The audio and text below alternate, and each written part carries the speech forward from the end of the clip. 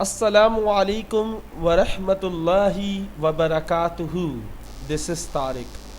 حسبی اللہ لا الہ الا ہوا علیہ توکلت وہو رب العرش العظیم.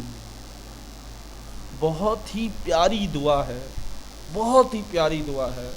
جب بھی آپ کو لگے کہ آپ کے رزق میں تنگی ہو رہی ہے، جب بھی لگے کہ آپ کی دعائیں قبول نہیں ہو رہی، جب بھی لگے کہ آپ کو کچھ چاہیے ایسا جو نہیں مل رہا، تو یہ دعا ضرور پڑھیے گا.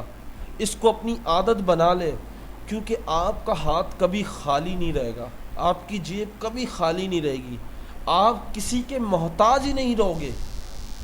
انسان خالی جیب ہونا یہ مطلب نہیں ہے کہ آپ کے پاس کچھ نہیں ہے. خالی جیب کا مطلب ہوتا ہے آپ کسی کے محتاج ہو جاؤ، کسی سے آپ کو مانگنا پڑ جائے.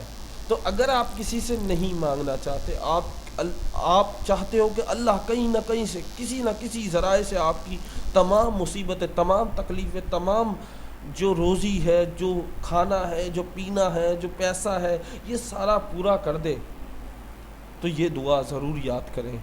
حسبی اللہ لا الہ الا ہوا علیہ توکلت وہو رب العرش العظیم.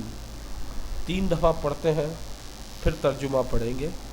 حسبی اللہ لا الہ الا ہوا علیہ توکلت وہو رب العرش العظیم. حسبی اللہ لا الہ الا ہوا علیہ توکلت وہو رب العرش العظیم. حسبی اللہ لا الہ الا ہوا علیہ توکلت وہو رب العرش العظیم. ترجمہ: کافی ہے میرے لیے میرا اللہ، کافی ہے میرے لیے اللہ، اس کے سوا کوئی عبادت کے قابل نہیں. اسی پر میں نے بھروسہ کیا اور وہی مالک عرش عظیم ہے. یاد رکھا کریں، جب بھی کوئی دعا یاد کریں تو اس کا ترجمہ بھی ذہن نشین رکھیں، کیونکہ آپ کو پتہ تو چلے کہ آپ کیا مانگ رہے ہیں. کتنی پیاری دعا ہے اگر سوچی جائے. کافی ہے میرا لیے میرا اللہ، یعنی مجھے کسی اور کی ضرورت ہی نہیں ہے، میرا اللہ میرے لیے کافی ہے. میرا اللہ مجھے سب کچھ دے گا، مجھے کسی اور کی ضرورت ہی نہیں ہے. اس کے سوا کوئی عبادت کے قابل نہیں، اور میں اس کے علاوہ کسی سے نہیں مانگوں گا، میں اس کے علاوہ کسی سے نہیں مانگوں گا، کسی کی عبادت نہیں کروں گا، کیونکہ وہ اکیلا ہے، وہی مجھے دے گا اور وہی میرے لیے کافی ہے.